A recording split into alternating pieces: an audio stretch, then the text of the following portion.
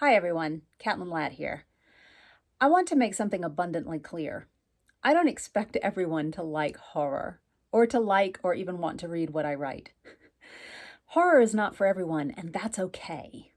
I do want to push back against some assumptions that I've encountered in popular culture and in academia that suggest that somehow horror is lowbrow or not intellectually sophisticated.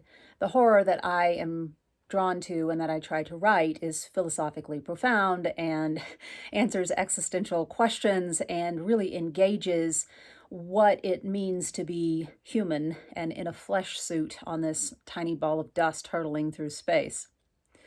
So I want to push back against, some assumptions that we can encounter out there about horror, but I'm not suggesting that it works for everyone.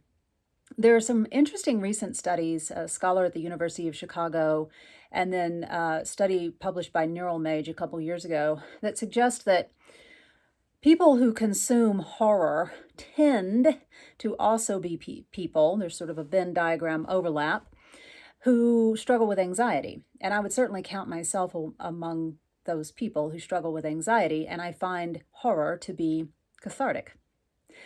It seems to work because it allows anxious people to take control over things that scare them. So you can stop the movie, you can put the book down, you can choose which films or books to consume and which to avoid, right?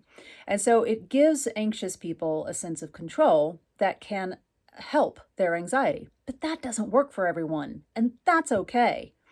So I also am a big proponent of, protecting your own mental health. So for example, I do not watch war movies.